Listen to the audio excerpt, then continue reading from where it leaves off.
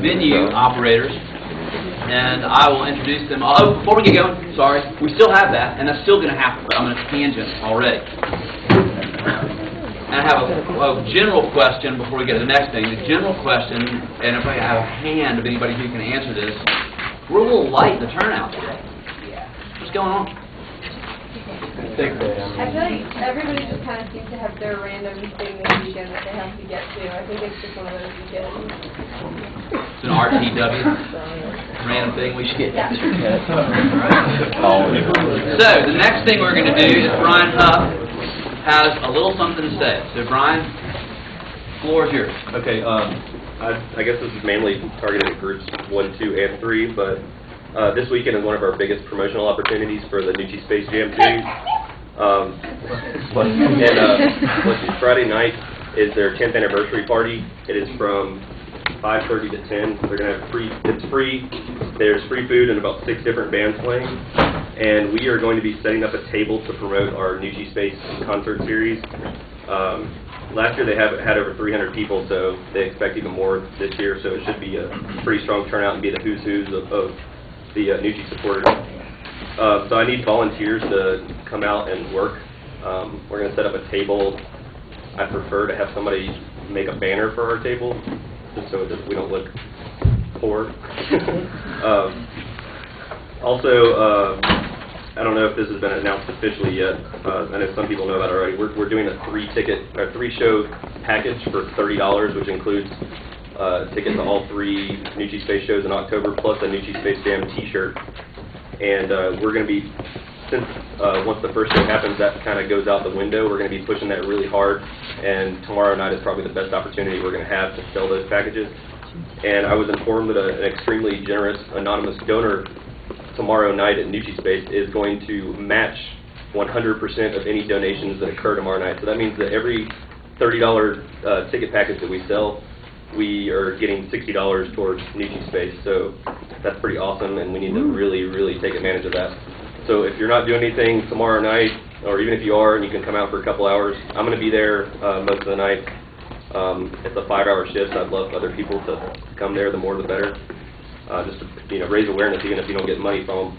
Also on Saturday morning, we're going to have a table at the Nucci Space Race 5K. It's going to be at 9 a.m. at Memorial Hall. I will be out of town on Saturday, so I cannot do it, but if somebody can set up inside Memorial Hall at 9 a.m., that'd be great. It's going to go till about 11:30. It's going to be like a reception, food and drinks for the supporters and anybody who runs in the race, so you'll have an opportunity to promote and sell tickets there as well. I also need a card table for both nights and maybe 2, 3, or 4 fold-up chairs. So I'm going to send a sheet of paper around, and anybody who can do Friday or Saturday, please, please, please sign up. I expect people from all 3 of the first groups to be signing up. So we've got chairs in the office, the fold-up chairs in the studio, just as long as they'll bring them back. And the anonymous donor thing, that's all day tomorrow. So somebody comes in, tomorrow night is the celebration, and everybody, if you're out and about, head down there. But all day tomorrow, every penny that gets spent at Nucci Space, there is an anonymous donor who's been incredibly generous with space in the past, who said 10th anniversary, whatever comes in all day, come on. Jacob. I have a question about the package thing. How exactly are we selling that? Because aren't the tickets on like Athens.net? The package. The package. You buy the package online. Is it got me on there too? Yes. You go to AthensMusic.net. Click on it, and then you click your shirt size, and Troy sticks to his convenience fee. Wilmot, I have a question for you. For whom is the convenience fee convenient? The vendor. Right. We've talked about this before. But you can get them online, and it's one of these things where, it's the $20 comes right off the top and goes for the Terrapin, the Terrapin show. The other 10 goes to cover T-shirt costs, which basically means we're selling 2 for 1 on those first 2 shows for anybody that does it. But it raises awareness, gets people committed, it gets them out to that Terrapin show. What's important to Nucci is to sell those Terrapin tickets early so that they can cover the recoup. Yeah? So if you buy that package and if you don't drink, what If you buy that package and you don't drink, you should probably not buy that package. Well, I guess it might come out to be about the same. Basically, it's buying a T-shirt. There's no advantage, and But if you do buy it, you still get the drink tickets for Terrapin. yeah, Okay. so you can like pass them to, like school children. Sure they will. All right. Is there anything else? All right. Yes. When if at this thing tomorrow and on Saturday, we sell them there, then how do we give these people tickets? They buy it right from It will be at Nucci Space. It's all will call, right? It's all will call. Yes. Everything is Okay. will call, so we're going to have well, actually, I guess technically 4 separate will call lists. They're going to be able to buy tickets to the first 2 shows, or the first 3 shows individually, or all together. So we'll just have a list to put their name on it. Correct. And that's also how the online tickets work. Anybody who buys it goes on a will call list. Great. Yes. Oh yeah, how much for the T-shirts? How much did we start that was? $10. And we have some fellows here. Hey. Are you guys Buxton? Yeah, we're at the Caldwell Hall, so running around looking for it. Oh, that's okay. Well, then, before we get to the venue panel, these fellows here are the band Buxton, and they're playing a show tonight from Houston, Texas. They're playing a show tonight, and we just get some props for Houston out there. All right. So, before we get going, I'm going to let these guys introduce themselves and tell you and promote their show tonight and tell you where they're playing and what they're doing. So, why are you here? My name's Chris. I'm Sir Jim. I'm Jason. And we're playing tonight at Farm 25 or 255 tonight with Captain Falcon. Mr. Falcon. Mr. Falcon. I'm sorry about that.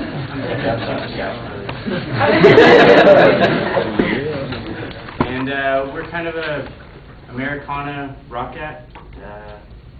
Been playing for about 6 years now, and 7. And he was way more open to giving my bands an opportunity to play better nights because he was new and needed bands to play there. No, Than because you were my favorite band at the time. he's still doing a good job. Next to Kyle is Adrian Zelski, who, in terms of relative time here on scene as a club owner, is the not to be confused with the popular musical act, the new kid on the block. And how long has the New Earth been open? 1 year and like 6 weeks. Man. Yeah, wild ride. I'm sure I didn't hear about it. Next to Adrian is Barry Buck, owner-operator of the 40 Watt Club. And before you owned the big 40 Watt, you owned the little 40 Watt, and then I remember you tending bar at the Broad Street 40 Watt. Did you also tend bar at the little 40 Watt before it was the second new old? I don't go back to that far. I didn't think so. I'm not saying. I remember being old enough to buy beer and being able to buy beer at the 40 Watt on Broad Street. And although we have been in the same sphere for longer than that. And Valina, what is your official title? Booking agent? Booking agent. Yeah. So you keep the entertainment director. I know, I want a fancier name. Valina is I'm a little disappointed. All right, we'll vote on that. Valina is the booking agent of the 40 Watt, and really the 40 Watt is. There is like the Twin Towers aspect of, I mean figuratively, of Valina and Barry. To really get the picture of the 40 Watt, you need both. This fella here is Mr. Wilmot Green, who is the owner-operator of the once and future Georgia Theater, which will be reopening spring of Next year. That's what I like to hear. That's great. We were also supposed to have Brian Williams from Caledonia here, but Barry pointed out to me that today he is probably doing. We do booking and ordering of deliveries on Thursday, so maybe you got stuff. Yeah, the small venue operator doesn't have, he can't, just jet out the door and have, who's ever at all the other places doing that stuff. So, to get just kind of a feel for just like the nuts and bolts business of the clubs, we're going to do about a 5-minute math exercise where it's Friday night, and we're going to start with Kyle. We've got an artist. How many people are coming in the door at the Melting Point? 100. 100 on the nose. Right. That's somebody that didn't bring paper to write this down on. What are the tickets? $10. $10. So we got $1,000 gross. What are the expenses that are going to come up in between the mouth and the ear, so to speak? On top of that? Yeah, what's going like if $1,000 comes in the door? What's going to come in? Well, I mean, what are the expenses that are going to come out of that before that? Does the artist get paid a guarantee or a percentage? Just either one. Well, in our example, pick. What do they get? Well, we could do either one. We could do both. A percentage would be that you basically take taxes off the top, which is 7%, and then you give them 80-20, 70-30. Post-tax 80-20. That'll work. All right. What else are there? Are there any other like hard costs that come off the? In a situation like that, that's pretty much the way it works. And so, what about your operating costs, door, sound? You take a chance that your 20%, which is better than 30%, is will cover all those things, especially the size of the melting point, a small place. So, On a typical Friday night, game weekend, good night, what's the approximate bar take for a pretty good show on a night like this? I'm going to tell you that there's nothing typical about anything in the music scene. You can have a Friday night that has 25 people, and you can have a Monday night that has 400 or 1,000 people. So, And if it's different kind of act, if it's quiet singer-songwriter versus driving and crying, they're like what they drink and how much of it they put down is going to be. yeah, exactly. All right, Adrian, it's Friday night. That's a new artist. How many people are coming in the door? Anywhere from 20 to 500. I want a specific example. Think of a recent night in your head. On average, I would say 200. Okay, 200 people are coming tonight on a Friday night. How many does that take you in? $10. 8 or 10. Which one In is advance, 10 days. So we'll call it 9. Which is always. There you go. Half did, half, right? Okay, so we got 9 times 2, we got $1,800 right there. Mm-hmm. Before the band gets paid, what's coming out? Are you doing a split? Are you doing a guarantee? What are you doing? I mean, if we're trying to build an artist, we're taking a risk and we're giving a guarantee to a national act. If we're doing something local, it's usually a door act. All right, for our example here, how much is their guarantee? Yeah, I'm gonna say there's a local band Okay, that draws well. They draw 200 people, and I would say taxes, of course, and then Right. probably about anywhere from $350 to $650 in expenses. So $450 in expenses. Say that. So $450 in expenses. What are the $450 in expenses? Sound, security, lights, promotion, ASCAP, BMI, that kind of stuff. ASCAP, BMI, how much is the nightly 30 performance? bucks. $30 Yeah. off the top for both or for each? Mm-hmm. For both. That was slick. And there's CFAC too. But Okay, so there's taxes, there's $450 so they're looking at somewhere in the $1,000 to like $1,200-$1,300. They probably walk at 1,000. Walk to 1,000. Yeah. All right. Now to include paying openers and paying all that stuff. Felina, you have some paperwork there in front of you. Contract. Let's have one. Let's hear. Let's have a real These are show actual here. shows. We brought a local and a national. Great. Let's get the 40 watt. You tell me first which one do you want. Yeah, let's do the local. All right. So we had 278 page All right. at $10. All right. That's walk up. And then 119 pre-sales at $8.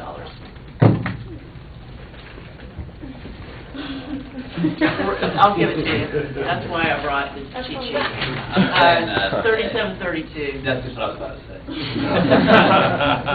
And production was $850. 3732 total. Yes. I Yeah. was about to say that's looking. And production was $857. 857 production. All right. And basically what that was sound, door, lights, and hospitality. Okay. Yeah, hospitality. Okay, so there was no guarantee. It was Right, just like, we straight. took that out, it was $857, we minus that with the total door, and the band walked out with $2,875, and that's a local show. All right. Local shows, the only cost would be sound, just the cost of basically the subcontractor, being the door guys, the sound, the light guys. And then you gotta give us a couple of bucks for the bottle of whiskey we stick back in here. Right. For the fellow was you sit back there and all the band's friends come back. That's right. What about national? I'm moving down here just because I'm running out.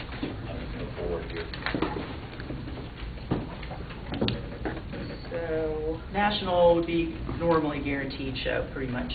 all the time. All right. For our example. So the guarantee was 12,500.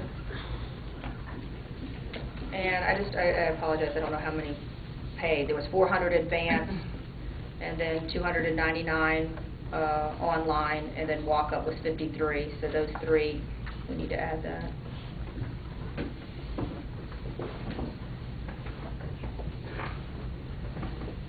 And we did... 752, is that right? 751. 751, sorry. Yeah.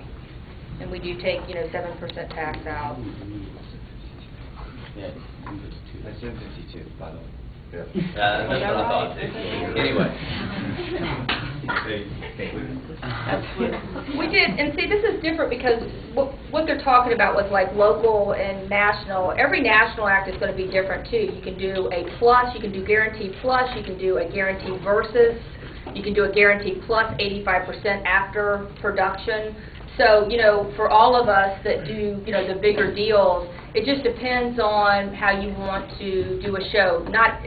What we're trying to say is every show is different. So, you know what I mean? There's sometimes that, back in the day, like Kyle was talking about, we used to do 80-20 with Sonic Youth. That means they get 80% of the door, 20% we deal with production, and that was it. There's no guarantee. It was like a $15 ticket.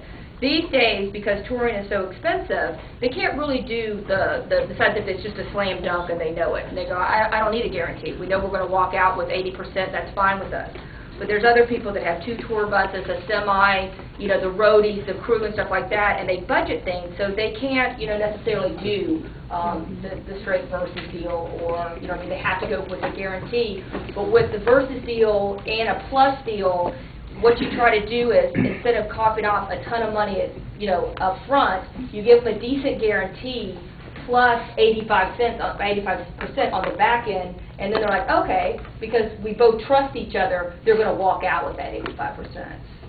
So the guarantee versus 85% is the guarantee until the guarantee has been reached and expenses have been reached. And then they go, and then they'll switch.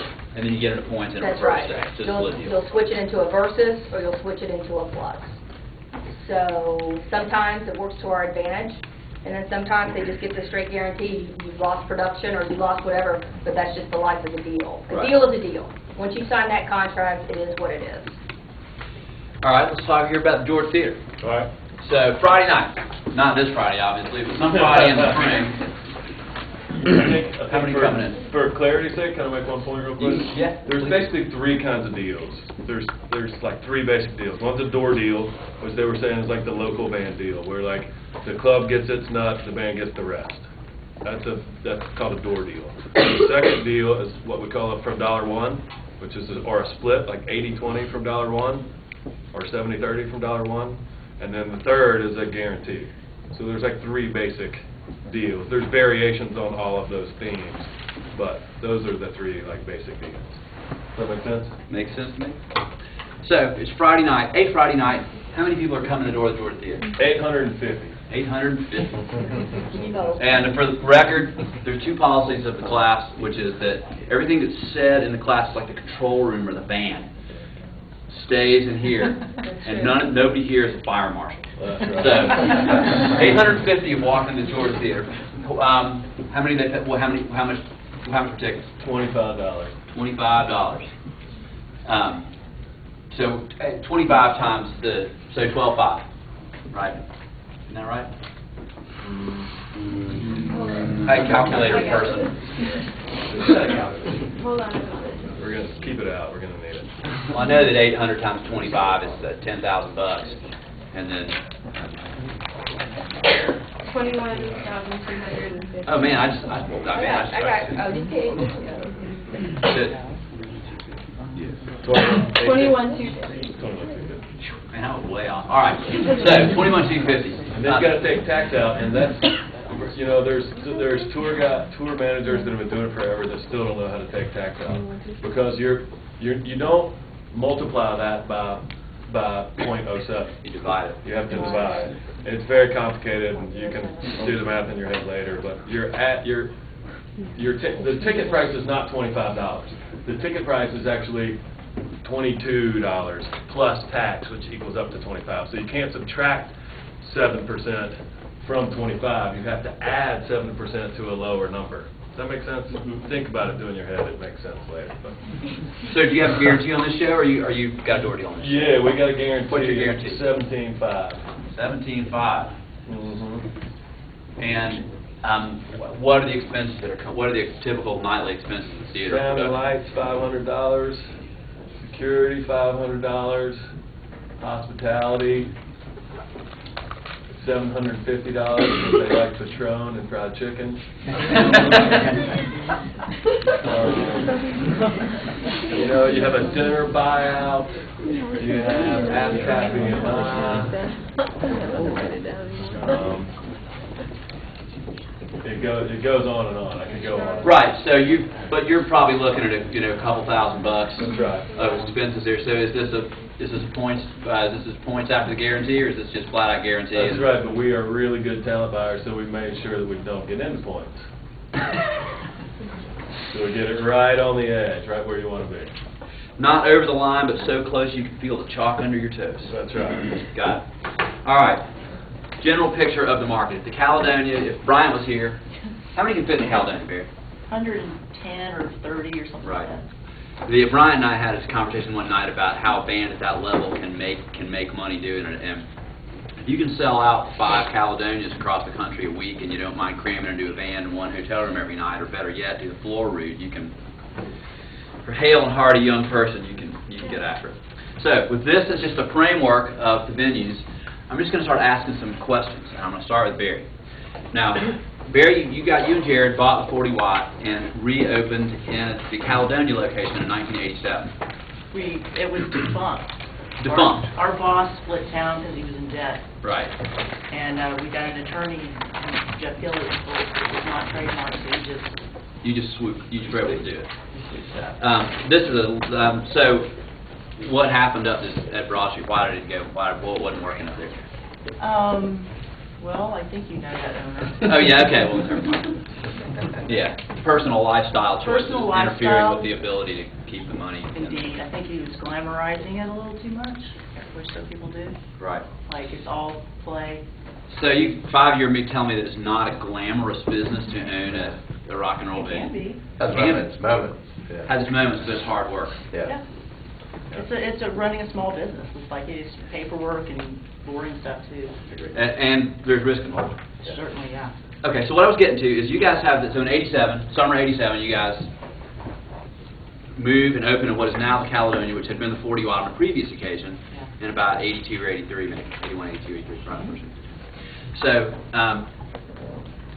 when you made the decision to move to the current 40 watt location, which is 5 times the size, and at the time was the Potter's house, and so it's a huge thing to move up there. What influenced your decision? What made you guys think that first you wanted to do this, and secondly that you could pull this off, moving from basically taking imagine the Caledonia today and turning it into the 40 watt today? Well, 2 things. It was the beginning of the 90s when bands were going crazy on every level, and people went out to see live music all the time. The other factor was this guy moved his little nightclub into the theater. And we said it's a new day, we need to really step it up. The third thing being that we have like great relationships with bands that grew up with us, who are now getting really very popular. And they were doing these huge favors like playing 2 and 3 nights in a row, which is really such a small place. And they'd spend the night at my house and have no cost. But it's a little, they want to keep moving. And we realized we wanted to accommodate bands that could just hit the town for one night and then go on. So it was a combination, but I think mostly it was because at that point you felt like there was no end. Everything was just burgeoning.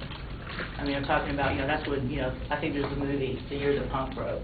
And all the stuff just kind of blew up. That stuff that normally would have been, really weird punk rock music was now being accepted, Nirvana, mainstream. Nirvana age and all that kind of stuff. So it seemed like, local bands would sell out regularly. Also, you have to remember, there's no video games, there's no, there was nothing else to do besides to go downtown and go to shows, and that really and does there weren't make a very difference many now. bars, and so And your less social competition. life was really going to see live music. That was your party. Well, that's about the start of the scholarship. Yeah. Some money. I was a freshman when they did that. I remember they did all the $5 shows. I was all of them. I've seen Cindy Lee Berry, like There the wasn't first as many weekend. bars too, you know, you went to the Yeah. Uptown, or you went to the 40 Watt, you went to the George Theater, you went to the 40, I mean, there's not like, there's tons now. Yeah. Odyssey. Yeah. One other Yeah. part of the town. Yeah. And then the George Park. Good George That's Park. right. George Bush. Oh, yeah. All right, I want to ask Kyle a question. You have come into this at, when you first entered, we're going to kind of go backwards a little bit here. When you first got the Uptown going in '84, and Barry just talked about their decision to move up the hill to the bigger place because we had one strong local competitor that had moved into a bigger space. Moving it backwards, when you took over the Uptown in '84 from Jim Kovacs and Tom, you were the new guy on the block, and there was one entrenched competitor, the Doug-owned 40 Watt. What was that experience like coming into town? There's only one other real kind of indie rock venue downtown. It's not like now where there's so many. Well, I guess I can only thank God for Doug's drug problem. That stays in here. Otherwise, I wouldn't have probably been able to pull it off. That if your only competitor in 1984 is the Barry Bellina Run 40 Watt of the day, it's much harder to come in and do. Oh, absolutely. I mean, you know, and Doug, I mean, I've had my times where I've done it for so long and burned it out. And I come back and do it again and do this back and forth and you know, I'm old, pretty old anyway. Well, also too, I'd like to say, because in '84 I was in a band. I didn't book. I didn't start booking until '91. So I was in a band for 6 years. Didn't go to school here. Moved up to Athens because of the music scene. And I will say that I played both clubs. I played There was the. no slant to you when I said. Oh no, but I played the Uptown and the 40 Watt, and I always thought it was just a little different. Do you know what I mean? Like you might have the Indigo Girls, and 40 Watt would have the Gun Club. Do you know what I mean? And it's kind of like how Georgia Theater and 40 Watt for many years is like, you know, you had Hootie and the Blowfish and Dave Matthews. I had Nirvana. We had Nirvana and Pavement. I mean, we've been really good about kind of like checking up, but I remember Barry saying it was always cool with y'all because you'd go, Doug or Barry would like check in and go, oh, they've got a ska thing, so we're going to do opposite, so that you wasn't completely competing with each other. I think there was a lot more sharing in that You don't think sense a so? little bit. I'm a nasty son of a bitch, so I can't say that. Oh, I always try to get whatever I could. Now, here's what Oh, okay. Well, whoever had the show first, then the person who didn't have a show would follow it. Here's where it happened. I'm thinking about it. Okay, yes, tell us. Because right when we opened up, Yeah. you guys opened up, we were like, oh, God, you know, this is fun. Somebody's not going to get through this thing. Okay. My partner and I had differences with it at the time. Are you talking about 91? Are you talking about the big clubs, both big I clubs? think it would have been about 91. Yeah. Around that time. Okay, you're talking about the big, Our two big George Theater, big 41. Yeah, Okay. Okay. Okay. So that was, and I'm a rascal, so I would, you know. Yeah, no. Now, what was, when we were all, you know, you Yeah. guys did have a good sort of click thing, friends Yeah. of the band, and that was like Yeah. killing us. And then Panic came along, Right. and that's what split the two worlds. Yeah. You guys had your thing, and we got all the hippie bands. Yeah. Jam bands, like Yeah. Panic and Fish and. Dave Matthews. All of Dave them. Matthews, I mean, we you got had a our- huge that's where they bar, I were remember from. that. Yeah. And We had it no was just bar, like- you had a huge bar. It's just like, it's like, here it comes. Yeah, that was awesome. Pockets of Yeah. The young hippies would just be like. Yeah. And Kitchigunick Cowboys, which by the way, has paid my salary. Our salary for 12 years straight of all the things, the country cover band. Right. Which made us enough money. Right. That was back when we were. No, I know, yeah. I guess that's what I was trying to say is that there was room for both when it split like that, and, I don't think so. okay. I think over time. I think one or the other.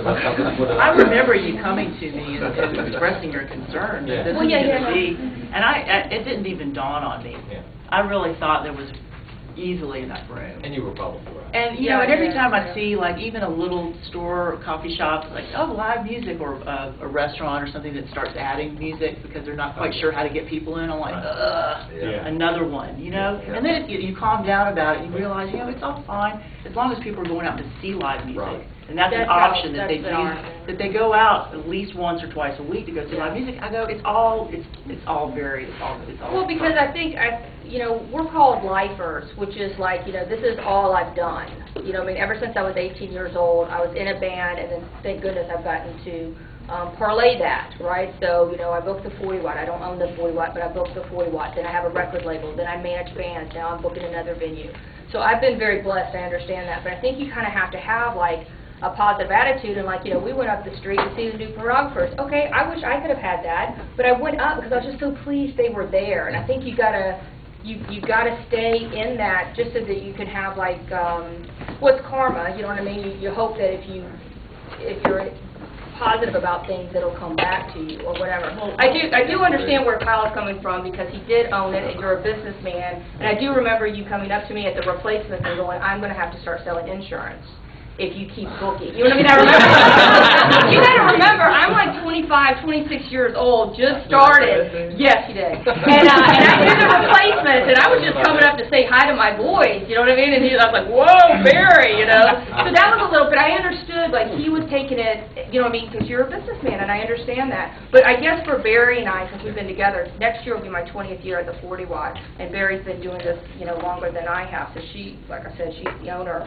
But we really have felt that there's room for, I really do believe that. I think there's different. And can I say that Delina is absolutely excellent at what she does. Thank you. And I think it's because of the karma issue. Like, if you think about seriously, like, if you go see the show at Wilmot's Club, and you're psyched and you're buying drinks and shots for your friends, and in the long run, you're just looking at Athens as this community that's all intertwined and growing. That's what I see. It's part of this growth that's happening, and if it has to happen, it has to happen through all these people taking chances. I think you have to be positive because one thing, don't forget, Athens is on the way to nowhere.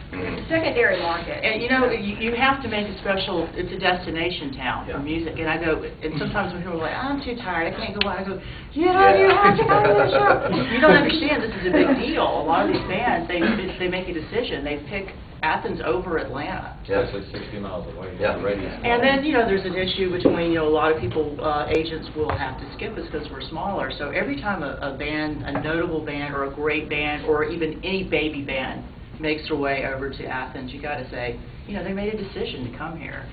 And I feel honored that all these bands do that. And it's not just because they might run into Dave Schools or Michael Stipe. I mean, there's more to it than that, because, and then they come back and go, I want to move here, I want to record here. You know, we kind of get that kind of stuff. So I think that's pretty cool. I hear all the time, I travel in a band, and everyone's always, Athens, like, it's like this hyped thing.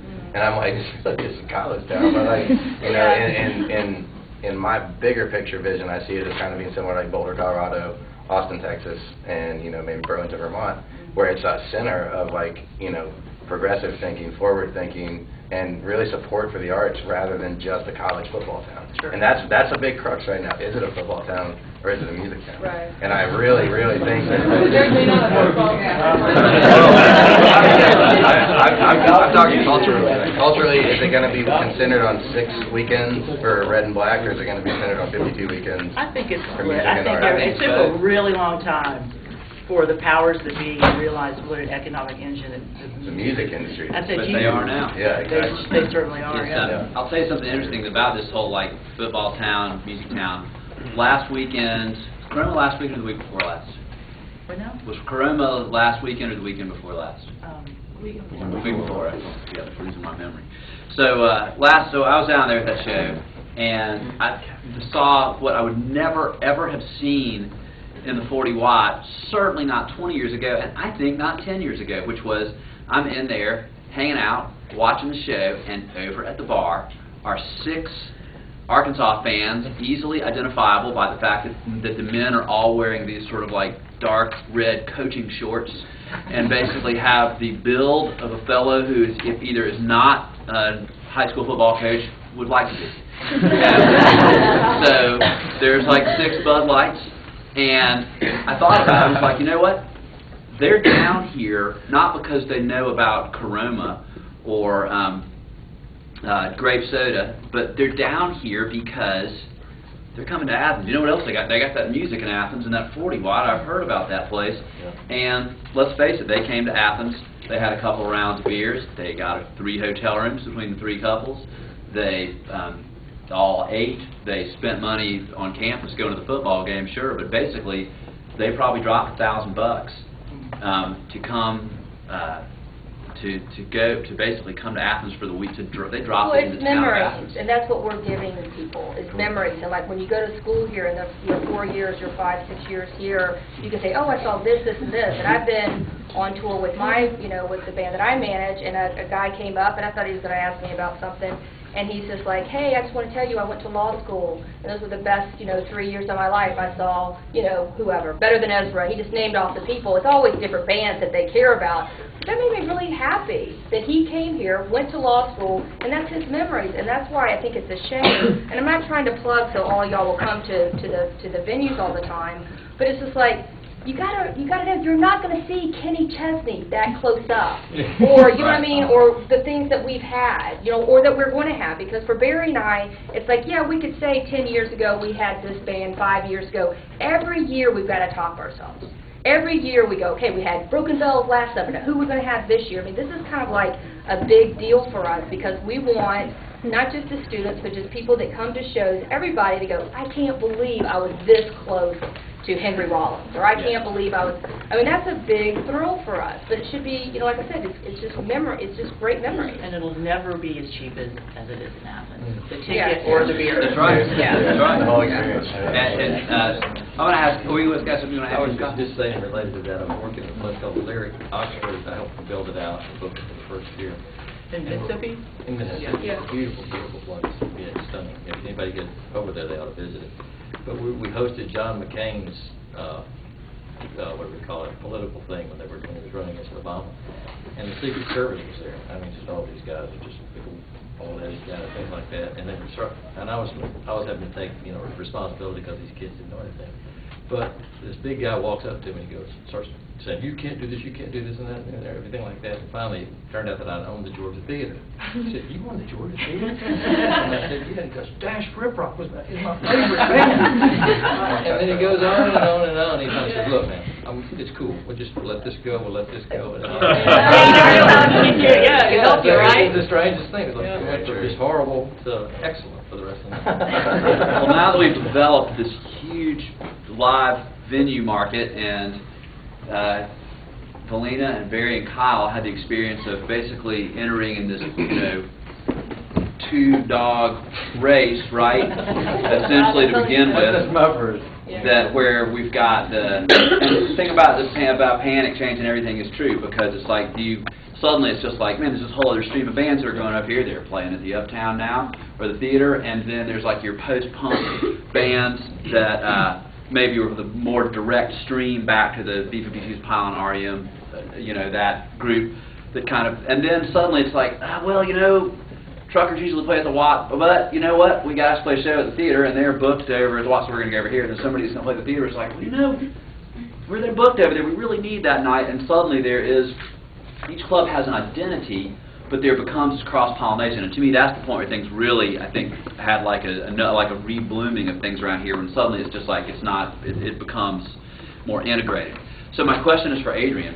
Now, as opposed to, well, maybe there could be room for a second club in Athens, and I could open that up. You are now the new guy doing this, entering into against a series of entrenched, diverse, experienced competitors.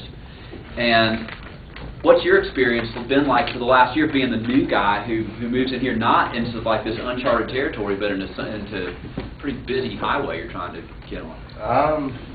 My experience has been fascinating, sleepless, and I'm very pleased with the overall vision of it. My vision with it originally was, where's a club where my band in Athens could play and actually make a living? Like we go to, Austin, and we have the Parish or something like that. It's like 400 or 500 people. You sell it out, and it feels amazing, and then you go on to Stubbs, or you move into a bigger room. So my vision was like totally based on my band's experience, because when we played the Georgia Theater or 40 Watt, we do 300 to 500, and after the room expenses and everything, we'd be like, okay, we made like $1,000, $1,500, but in these other towns, major towns like Boulder and Austin and stuff, I consider Athens to be that sensible. That's one big thing. Right. Sure. And I want to just have a place that fed the real venues, where the bands that can make a living have a place. And then another thing happened that I started tapping into because of our band's genre is kind of a dubby electro kind of stuff. Like I started getting into all the West Coast electronic stuff that was just blowing up. So, and I wanted something that was really bass heavy, really, you know, like dark room with lights and everything. Everything seemed to like make sense, and I was like, that's what Athens doesn't have. Like these people are my, you know, like I hold these people in the highest esteem. Like they're my. You're filling a void rather than trying to create something that's similar with what. And I hope in times to completely be in like unison. Like you know, to dig in is like to prove yourself. And you know, I always think about people like when they join, you know, any strict organization or any, you know, real family or mafia or something, like they go through a year or two of like, you're gonna learn, you know, you're gonna learn how to deal with this shit. You know, like a lot of hazing. Yeah, seriously, and for good reason, because you're rough around the edges, you're cocky, you know, you came in. Or you can do it better. Naive, exactly. Yeah, naive. I love how everyone thinks they can do it. Yeah. Not you, not No, you. no. In general, I hear that all the time. Yeah, They all yeah. think they can do better. I go, come on, Yeah. do it. Yeah, so the entry of New Earth is really kind of like on a whim, just to, you know, because the opportunity arose, like, it was crazy. It was 2 months before the George Theater burned down, and I was talking to Scott Orville, his, you know, booking agent partner, and I was like, dude, we need a smaller club, and we had always talked about that. We need an amphitheater and a smaller club.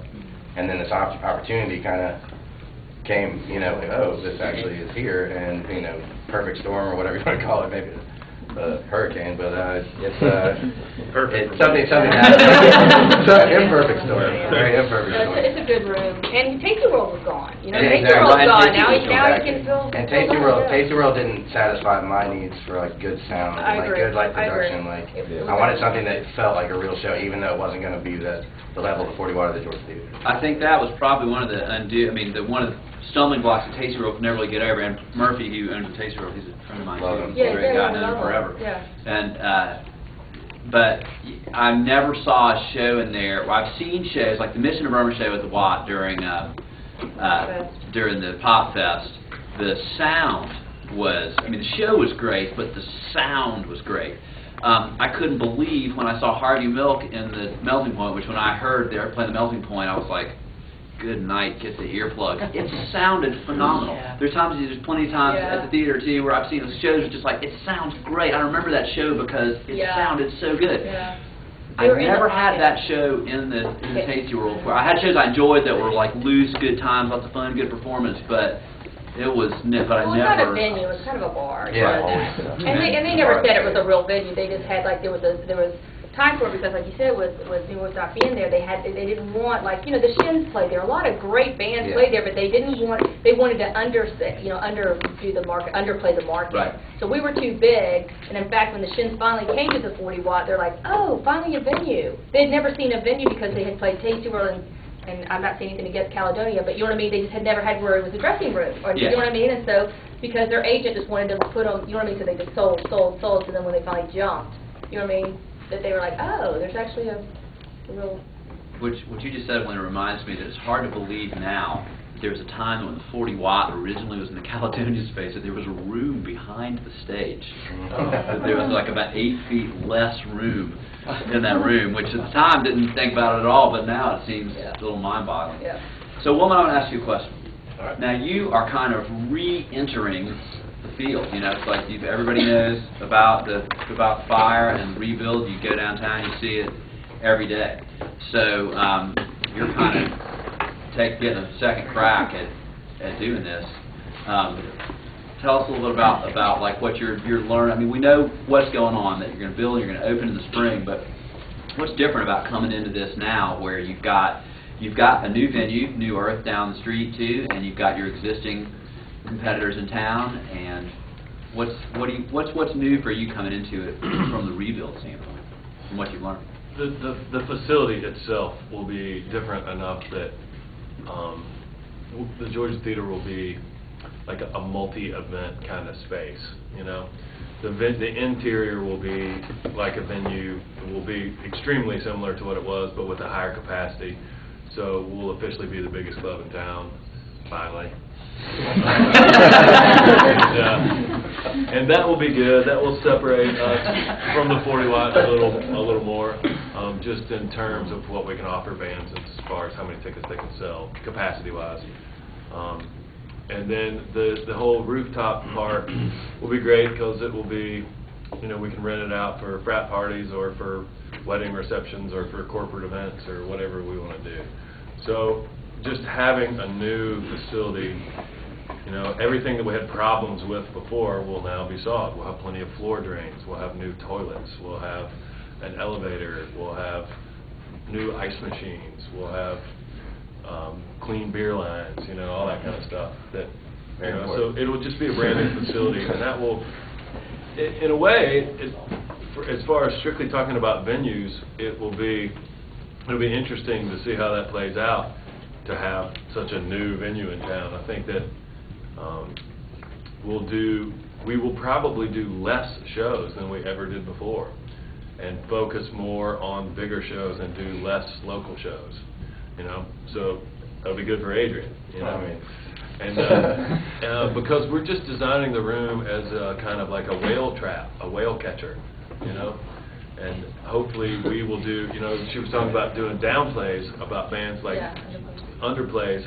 So hopefully what we'll be able to do is have sold-out shows that are underplays. So we'll do, you know, Ben Harper and Willie Nelson and, you know, shows like that. Shows where the George Theater at 1,100 people will be an underplay for a really big band. You know, that's kind of our goal, is to do that. And David, that's what's going on now. We're actually all going to be more or less sitting pretty in the next couple years, because the bands that he's talking about that used to could play the 2,500s, 3,000 seaters, they can't do it anymore. But they're still got to make a living, because they're not going to make a living selling records. So they have to figure out how they do it. That's being on the road. So we will, all of us, like he's saying, I see that in Atlanta too. I've gotten a lot of underplays. I've had 4 sold-out shows, you know, in whatever, 2 months, just because they just want those slam dunk. They want those slam dunk. They don't want to go to Tabernacle because it's too expensive, so they're going to the venue in Atlanta. So he's exactly right. He can cherry pick, whereas before, you know what I mean, we were, that's what I'm hoping anyway. I'm hoping that we're going to be sitting prettier, all of us, in all our rooms. I think that's a great point. It's the same thing we've been talking about in here with the problems of top-heavy record labels versus like the Beggars Group and ATO. And from my business's standpoint, looking at studios that are overburdened with amounts of overhead where they can never, they either can't book enough days at what they need to cover their monthly nut, and they can't just stomach the idea of doing it so cheap, because even they've put themselves in like a terrible quandary. I think the same. I really see that happening, because you're right. With record sales changing, live touring's where it at, and if you can go through Athens and you can do, you know, pick your size of your band 5 nights a week, 4 if you're traveling in the bigger states, making longer drives every night. Yeah. Well, that's what the Beat Puppets said, you know, years ago. You know what I mean? If they could play, you know what I mean, if they could play like 100 to 200 people a night, they could make a nice living. But like you said, there's no tour buses. And I think that's what the bands are going to have to realize. And some of my favorite bands, you know, are no longer around. And it's not because they didn't play great music. It's not because they probably did do halfway, you know, on tour. It's just they had to have those 4-star hotels. Each of them had to have their own room. They had to have the 2 tour buses. They had to have the, you know, the 5 crew. And it's just like it was just overkill. So, as Patterson Hood says, he says, I'm not in the music business, I'm in the T-shirt business. Yeah. I mean, that's like because he sells T-shirts. I mean, I love that line. I love it, because it's the God's truth. He sells a lot. He is in the music business, obviously. Right. But I'm just saying, I loved how he's a smart thinker, and that's why he's in the business as long as he is. Yeah. And, you know, some of our, you know what I mean, some of the He people says that go as long around. as you can't download T-shirts, I'll be all right. Yeah. So anyway, that's why I guess that's my point for being here today, is like, I've been telling people, God, let's just don't be so negative on it. You know what I mean? We can all do well on this, and we, you know, it's like Ashley here was a student here at University of Georgia. She was my intern, you know, for free, you know, for a year. Now she's, you know, I hired her this year. So, I mean, you can get in the business. You can make money in the business. It doesn't have to be, oh, woe is me, it's going to shit, blah, blah, blah. But I just think that you have to be really smart and really think about things and be frugal. And if you can do that, you know, like I said, we've been doing this for a long time, consistently. So it's not like I came back, went there, whatever. I mean, we have been here, sitting here in Athens, Georgia for whatever, since '81 for me. You know what I mean? So yes, and yourself, and it's just like, so I don't want to like make it negative. It's just a hard fight. Like Adrian's saying, he's learning the ropes. He thought maybe a little bit easier because you probably thought being a musician and being I didn't. You know it's gonna be hard. Oh, yeah. Okay. I was going back to the Kyle years. For me, I mean, for me, it's hilarious because I was just a musician. I don't drink. I don't know anything about bars. I had no clue that like 150 Star Room boys was better than 400 of my bright-eyed kids. You know what I mean? Like I had to learn about alcohol, and so it took me I swear to God, it took me 10 years to go, God, Kyle's always going to beat us because of widespread and stuff because of the bar. And Barry had to go, Melina, that's how we say, you beat me. And then that's the thing is like it was like unbelievable how like she had explained to me, Melina, that's how we do our electricity and that's how you get paid. And blah, blah. It's not from the bands, it's from the bar sales. And then the Patterson Hood and his drive-by truckers come riding in on a white horse with their 800 tickets, and they drink the bar dry. Yeah, thank Not God. just them, I mean the fans. No, but every January they certainly played their 3 nights, 1 night for Nucci's and 2 nights for themselves. They've done it now. I think this will be their 6th year. Yeah. And Boy Vuitton, we've had 21 years with them doing their Boy Vuitton ball. And I'm telling you, it really does help, especially in December when there's nobody here, and then we're going, come on, kids, come back. And then, you know what I mean, we kick it out with, and of Montreal, like you're saying, before maybe there's local bands that, was consistently selling out. No, we only have a few, but a few have been very loyal to us. And they keep doing it, and they don't, like what we're saying, they don't have to, but the underplay makes them feel good, helps us, and so the multiple nights, like she was saying, at the smaller 40-watt, they're starting to do that at our big 40-watt, doing the multiple nights. So you're going to see more of that, too. You're going to see 3 or 4 straight nights of different bands out of town and locally, you know what I mean, so. I think that you may have an interesting take on this, but at the Lyric, it's a huge building. It's about 8,500 square feet on the floor and 5,000 in the back. So it's huge. And we got to basically just said, let's get every square foot of space that we can have, just in case so that we can get the bigger band. And I think maybe in your new world in Atlanta, you would have to agree that there becomes a sweet spot. The sweet spot was 1,500 people. That's my sweet spot. That's the sweet spot. And then 15 to 2, it's just the money. Yeah. That's where the money rolls in. Yeah. Because it was just about, and also of course playing the underplays, but if a Modest Mouse comes in, they're going to probably want to see that they can play a 15 or or will come. Right. And I think, like you were saying, I think it's like relationships, the relationships that you have, the relationships that Wilma and Scott has, Adrian. Those people, they are loyal almost to a point, you know what I mean, where they just keep staying at the same. And I know sometimes bands, like I manage 2 bands, and we sometimes go, God, why are we playing the same place in San Francisco? And it's because every agent has their buddies. And they don't. It's like they don't even think anymore. The same routing. And as we were talking about Athens being a secondary market, back in the day, I don't know how many years ago, I flew to New York. I flew to Los Angeles. I flew and I went to the agencies and introduced myself and just said, hey, we're here. You know what I mean? It's not about B-52s and REM. This is 1991. We got to come up with this. And I think that's, you know what I mean, it kind of puts you on the map because it doesn't, now that I'm in both cities, as I told Barry, we used to think like, oh, it's Atlanta, they're saying the same. No, it's just like, oh, you're not a major market. Yeah. You're not a major market. We're playing Chicago, Atlanta. You know what I mean? They'll tell me where we're playing. Oxford is. Oh, that's even.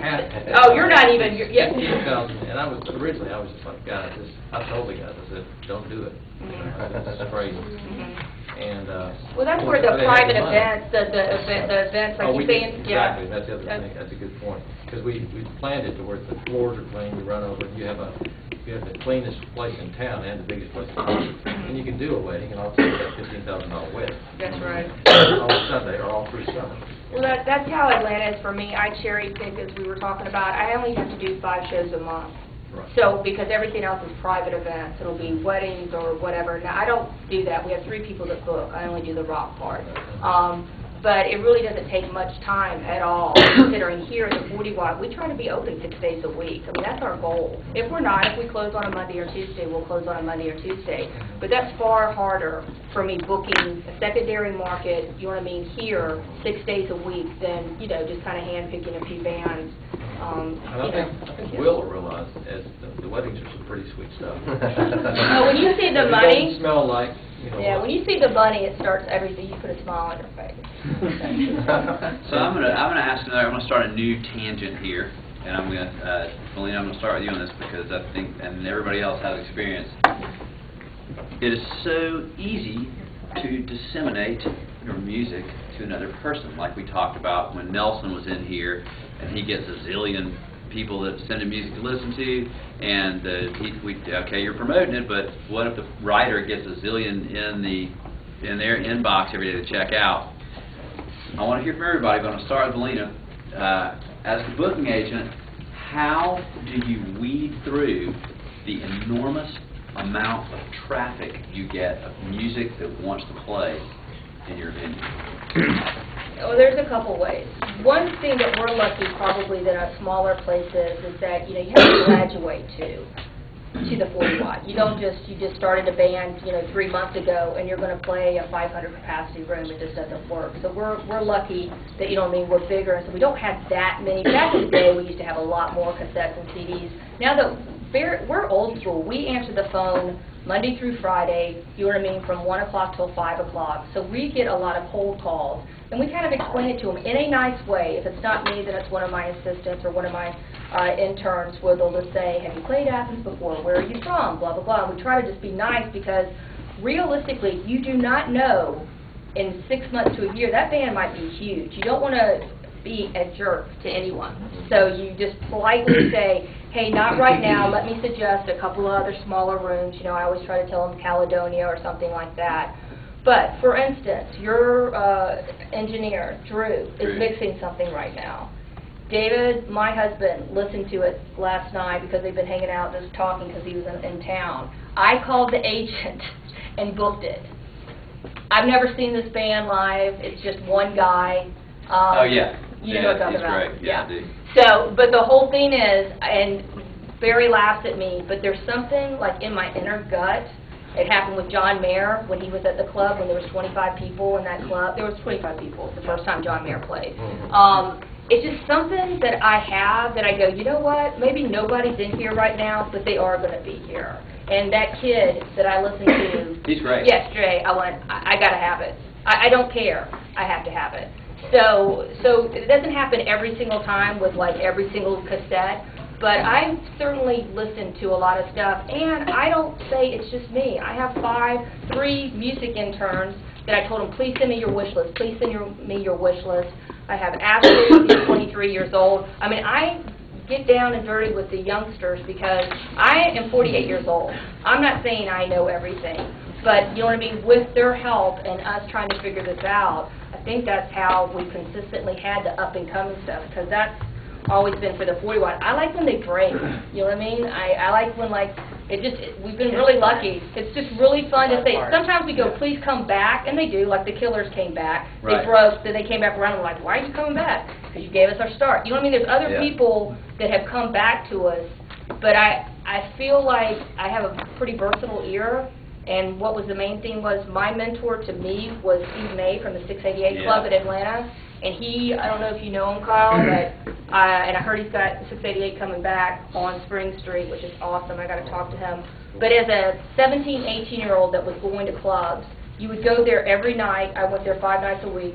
And you know what I mean? He had just different things. And I wanted to be that club where you don't say I'm the punk rock club, you don't say I'm this club. I wanted, like, just to be as versatile as possible.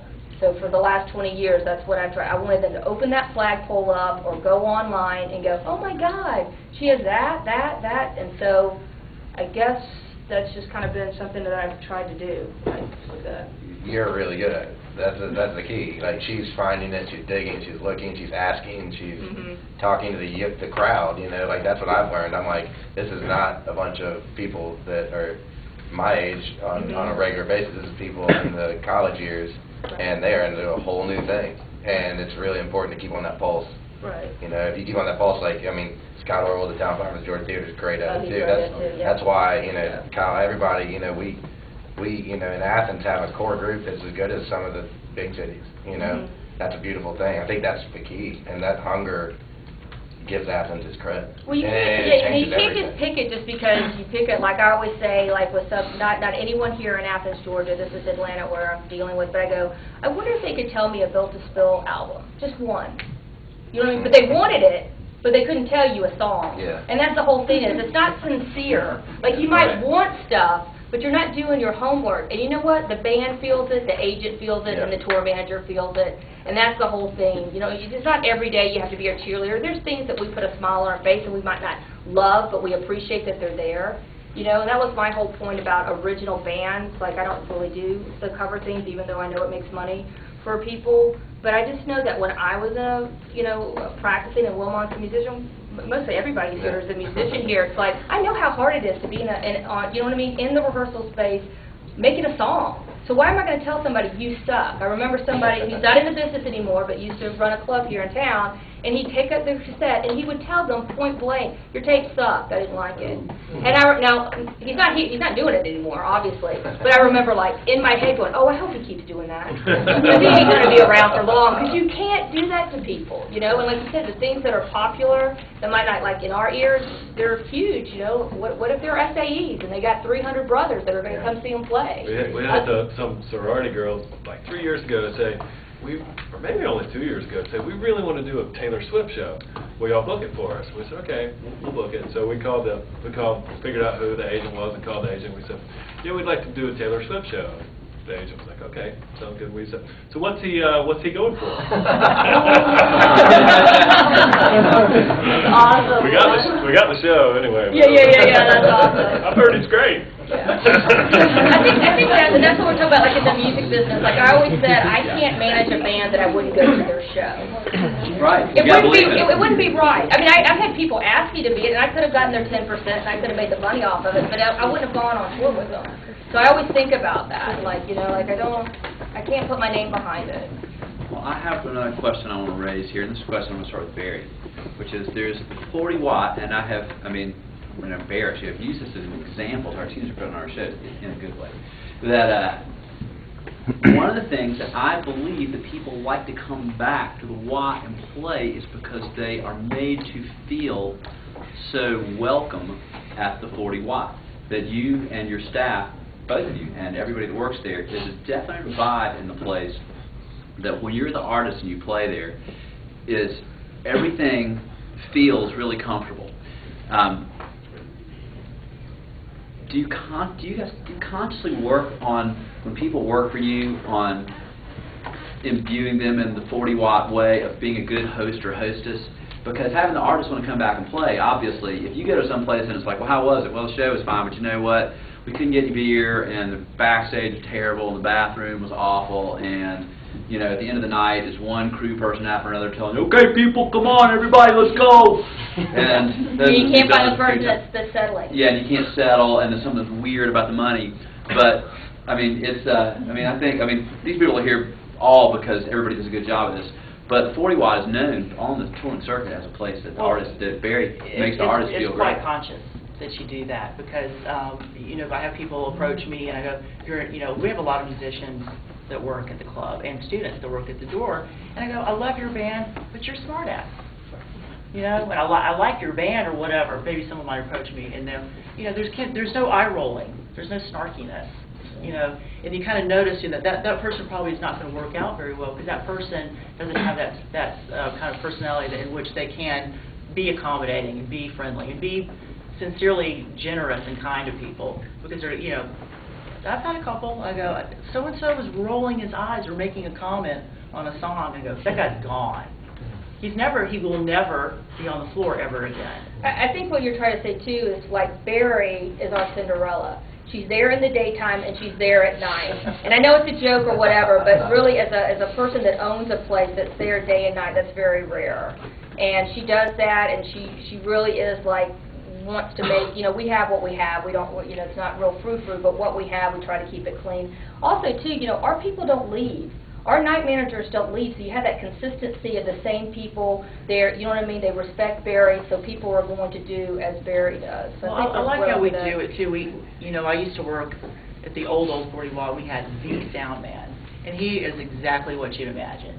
Mad, pissed off, spitting, talking under his breath. I mean, because he worked every night, he was burned out. Refusing to give the band more vocals in the monitor on the argument that Oh, yeah. if they're going to play like that, then that's all I'm not going to do. Well, I clearly know him to be. I know, yeah, I do too. So that was, again, a conscious decision, and I always felt like, well, there's really not quite enough dough involved for it to be, you can't do this job every night and make a full-time living. And so I found people that were like, you know what, I do. I have a studio. I do this. I'm a student. And they have other interests and other jobs, so we have kind of a platoon system with pretty much every position that you don't have to have, no one really has to work necessarily 3 back-to-back. Patterson was a monitor person for the 40 Watt. Ben Mize was a monitor person and went to the Counting Crows. I mean, we actually have, people that work there that kind of, have moved on, but, did well for themselves. Distinguished fellows. Distinguished. Now, I have a pile more questions, but I can't ask them. We could probably do this for like twice as long, so we got a few more minutes. Anybody have any questions out here? Or I'll ask my question. Jake. So it seemed like after the Georgia Theater burned down, lots of different shows that y'all's venues benefiting the Georgia Theater. How'd that come up? Is that something y'all did? Is that something that other people bring to you, I guess, or is that the You mean band? in particular the theater shows? Yeah. The Well, ones that just happened specifically, because that's just being a good person and a neighbor and wanting to do the show in town. Yeah. Again, going back to the thing, I'd rather have the show in Athens, Georgia than it go elsewhere. Yeah. Scott, So that was easy. Scott, the booking agent for Georgia Theater, he came to my house with their calendar and said, "Can I? You know what I mean? What can we do here?" There So was if we had some an things that open we day, why opened. wouldn't Yeah, we so do there that? so there was things, and we're still close. I think of Scott. You know what I mean? This year they said, "Listen, we're concentrating on the theater. We're not going to be doing any, Georgia Theater Presents not that many shows, but they still are doing a few, at our club where you'll see Georgia Theater Presents, which we make sure that, their name is on there because, like I said, I totally respect both these men very much. You know what I mean? And so we wanted to help, and hopefully we'll continue that, when they, when they're out and about. And I feel like I check in with you too, Adrian. Yeah, absolutely. We chat. I mean, that's the thing is that we just. I mean, that's just kind of how it's just better. Probably, Kyle, now that you're back, it's just best to be neighborly. You know what I mean? To be neighborly and to help each other out. I know that back in the day, Wilmot was the first to go, don't take that band. We got totally screwed on that. You know what I mean? And Yeah. it's good to tell each other what's going on because. It's just that nobody needs to get burned. You know what I mean? I always say, this isn't Madison Square Garden, for God's sake. It's Athens, Georgia. We can all be, you know what I mean? We all want to be happy. We all want to stay in this business, and I really feel like there's enough bands, especially now, as I said, with the underplays. We're going to have a lot of bands coming through. There's going to be a lot of bands coming through. Yeah, I think it was, I signed on to buy into New Earth, and then I think 2 days later the Georgia Theater burned down. Really strange. So I got the actual offer. I know. I don't want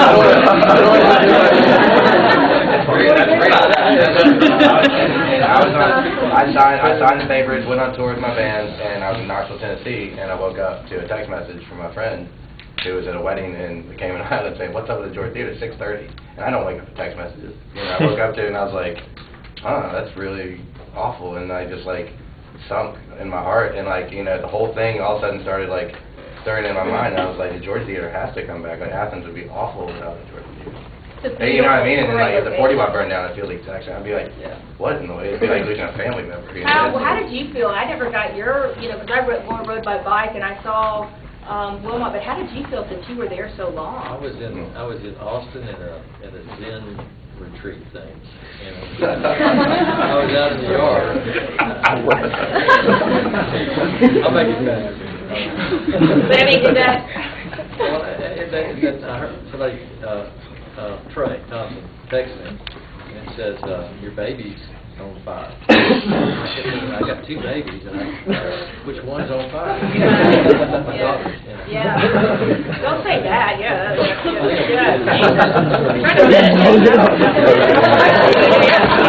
Actually, I've been working on a yard in 140 degree weather, so I was like, have a chance to go inside. Right. But anyway, I got about 4 million texts, emails, all that kind of stuff. And you know, really, at first, I mean, Will knows, I had done that for so long, and I was beat. I'd run my course, I was tired of it, I was glad he just does a beautiful job with it. He was fresh and all that kind of stuff. So I was kind of not even really thinking about that. I didn't really know how I felt. And then my daughter calls me in the afternoon just crying. You know?